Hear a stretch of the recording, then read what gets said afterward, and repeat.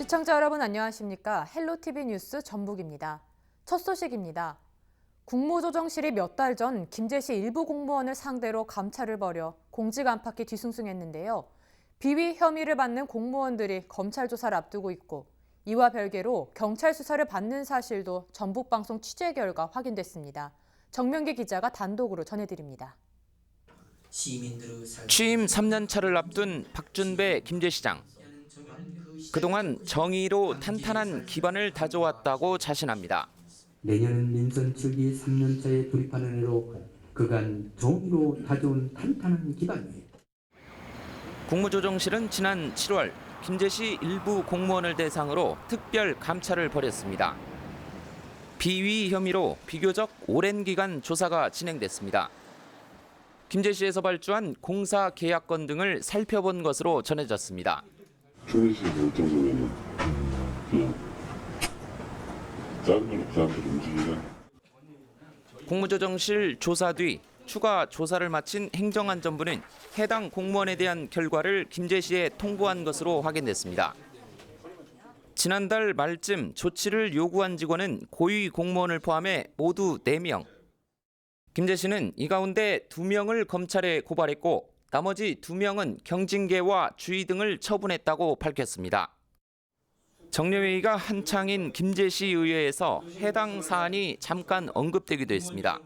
집행기관이 직무감찰을 받고 경찰 조사까지 받는 일들과 시장이 말하는 행정비밀과 연관이 있는지 의심마저 듭니다. 경찰은 김제시와 별도로 비위 혐의를 받는 시청 공무원 3명을 수사하고 있는 것으로 취재 결과 확인됐습니다. 당초 조사 대상에 포함된 전 비서실장은 거론되지 않는 가운데 수사 결과에 관심이 쏠리고 있습니다. 직무 감찰이나 경찰 조사 관련해가지고 제가 알기로는 몇 분 계시는 걸로 아는데 그 부분 언급이 나왔는데 그 부분에 대해서는 혹시 무슨 말씀 있으신가요? 전혀 모르는. 지난해 국민권익위원회 청렴도 평가에서 최하위 등급을 받은 김제시는 최근까지 부패 방지 청렴 교육을 이어갔습니다. 헬로티비 뉴스 정명기입니다. 지난해 취객에게 수차례 폭행당해 순직한 고 강현희 소방경 사건 다들 기억하실 텐데요. 해당 사건이 발생한 이후 소방관 보호를 위한 대책 마련이 이어졌습니다. 지금까지 만들어진 법안만 9개가 넘지만 정작 국회를 통과해 제정된 건 단 한 건도 없는데요. 폭력의 무방비로 노출된 소방관들의 현실을 이진철 기자가 보도합니다. 지난해 4월 익산시 소방공무원 고 강현희 소방경은 술에 취한 구급 환자로부터 폭언과 폭행을 당했습니다. 이후 심한 어지러움증과 두통으로 병원 치료를 받던 가운데 의식을 잃고 한 달 뒤 숨을 거뒀습니다. 소방관을 상대로 한 폭행은 해마다 심각해지고 있습니다. 소방청 자료를 살펴보면 2014년 소방공무원 148명이 폭행 피해를 당했습니다. 지난해에는 가장 많은 인원이 폭행을 당했습니다. 폭력의 무방비로 노출된 소방공무원은 지난 5년 동안 1,000명에 이릅니다. 시 도별로 살펴보면 출동이 많은 서울이 207건으로 가장 많았고 전남과 전북도 24건과 21건이 발생해 적지 않은 소방관들이 폭행 피해를 당했습니다. 소방공무원을 폭행할 경우 5년 이하의 징역 또는 5천만 원 이하의 벌금형을 선고받을 수 있습니다. 소방관에 대한 폭력은 매년 증가하고 있지만 이에 대한 처벌 수준은 낮은 상태입니다. 가해자 조치 결과를 살펴보면 76% 이상의 사건이 벌금과 집행유예 판결을 받았습니다. 구속은 단 51건으로 5.5%에 불과합니다. 고 강현희 소방관 사고 이후 소방관 보호 관련 법안이 9개나 발의됐지만 한 건도 통과되지 않았습니다. 소방공무원이 폭행으로부터 보호받지 못하는 건 1년 전이나 지금이나 마찬가지입니다. 기다리는 동안에 그냥 폭언을 하시거나 그런 행동을 했을 때 저희가 그냥 당하고 있을 수밖에 없는 입장이기 때문에 좀 난처한 경우가 많이 있었습니다. 해마다 소방관에 대한 폭언과 폭력은 늘어가고 있지만 이들을 보호하기 위한 안전망은 제자리 걸음을 걷고 있는 가운데 오늘도 소방관들은 국민의 생명을 지키기 위해 폭언과 폭력을 견뎌내야 합니다. 헬로티비 뉴스 이진철입니다. 고려대학교 설립자로 알려진 인촌 김성수. 문인으로 유명한 미당 서정주가 있습니다. 그렇지만 두 사람은 일제강점기 친일 행적 때문에 끊임없는 비판을 받아온 인물이기도 합니다. 이들의 고향 고창에서는 아직도 이들의 흔적 처리를 놓고 논란이 뜨겁습니다. 정명기 기자의 보도입니다. 친일파 관련 예산을 전액 삭감, 폐기하라! 여전히 추앙 내지 칭송받는 지역 내 친일 잔재를 청산하자고 주장합니다. 고창에서 태어난 친일파들 관련 예산을 해마다 지원하는 군청에 항변합니다.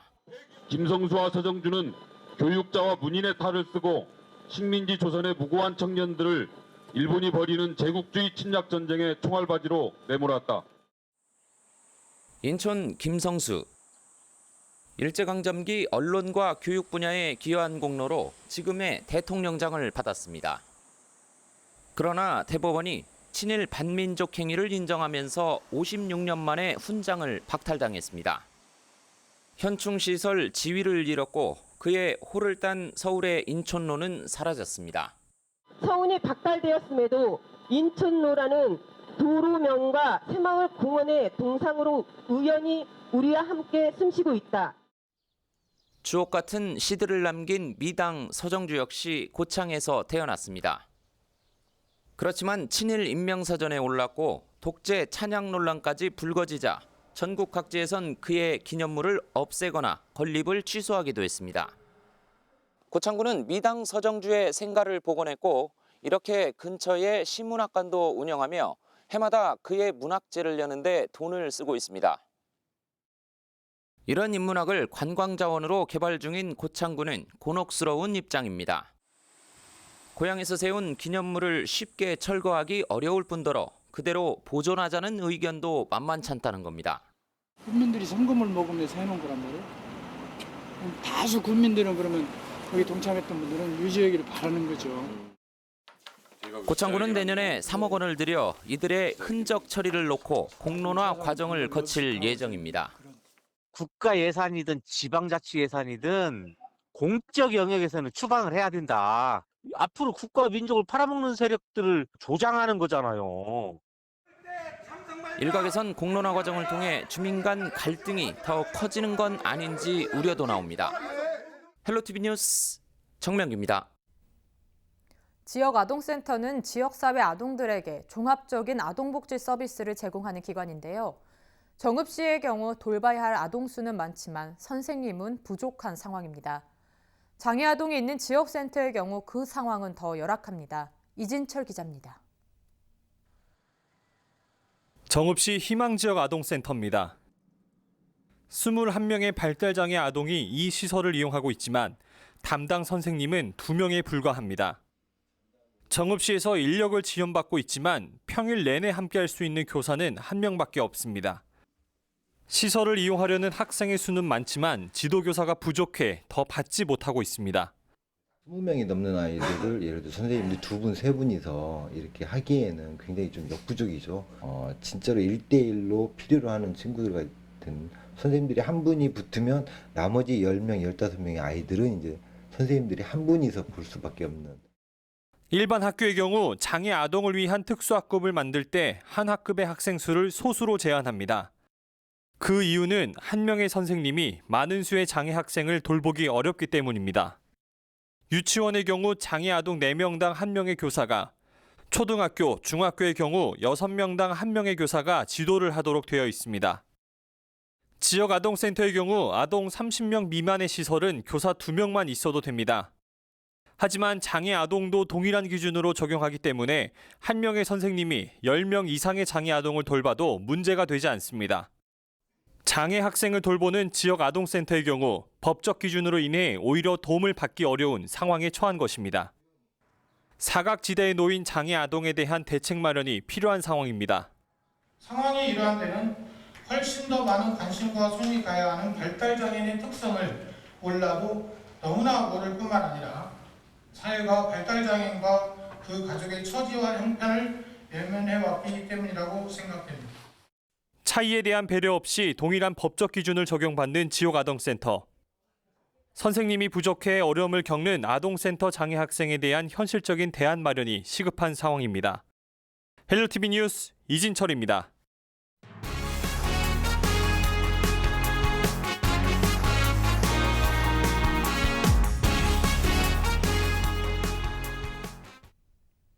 (6,200억) 원대 내년도 고창군 산림안이 군의회에 제출됐습니다.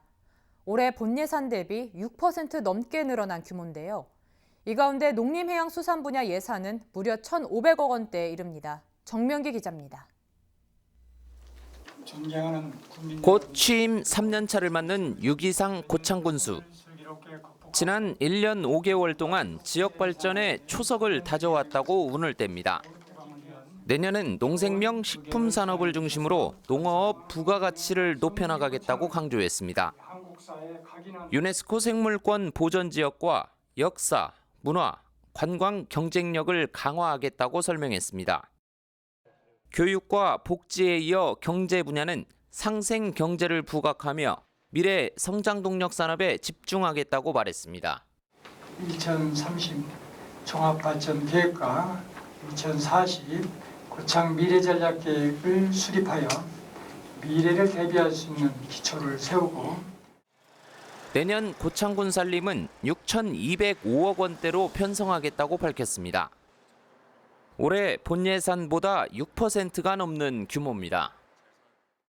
군의회에 제출한 일반 회계 예산을 보면 농림해양수산 분야가 1,491억 원으로 230억 원 넘게 늘었습니다. 사회복지와 보건 분야 예산도 160억 원 이상 늘었습니다. 문화관광과 교육 분야 등 예산이 대체로 증가했지만 국토와 지역개발 분야는 무려 28%가 감소했습니다. 사회복지와 보건, 농림해양수산 분야 예산이 전체 예산의 거의 반절을 차지합니다.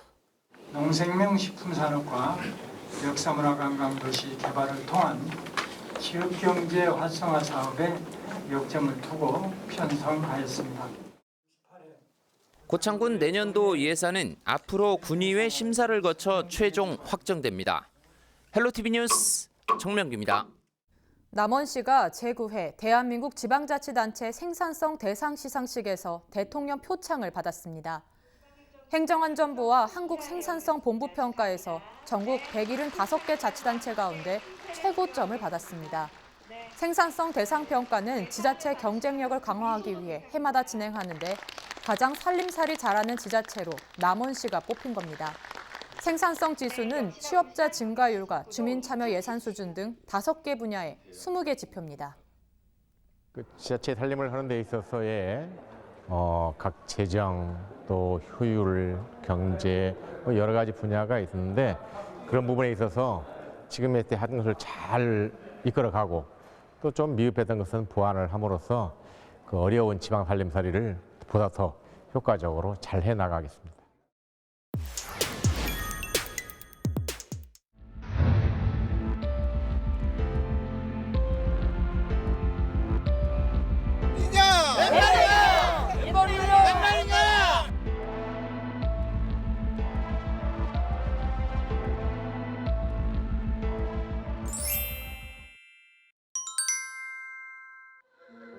일손을 놓고 거리로 나선 주민들. 젊은이부터 어르신까지 태양광 발전시설 허가를 철회해달라고 목 놓아 외칩니다. 취소하라! 취소하라! 취소하라! 취소하라! 생업은 뒷전으로 미룬 채 거리로 나선 겁니다. 김제시 영천과 설랑마을 40여 명의 주민은 한마디 사전 설명 없이 인허가를 내줬다며 김제시를 원망합니다. 동네 복판에다 태양광을 어마어마하게 짓는다고 그 사람이 어떻게 살겠어 거기서 짐승도 아니고 동의 한번 공청회 한번 하는 것 없어요. 인근 20여 가구 가운데 가깝게는 불과 10여 미터 거리에 사는 주민도 있습니다. 마을 한가운데에 들어설 예정인 태양광 설치 규모는 3만 4천여 제곱미터. 축구장 5개 가까운 넓은 들판에 태양광 패널을 설치해 2,300kW급 전기를 생산할 계획입니다. 우리는 주민들을 알도 못했어요. 상해도 없이 공천 한 번도 없이 이런 사건이 일어났어요 지금.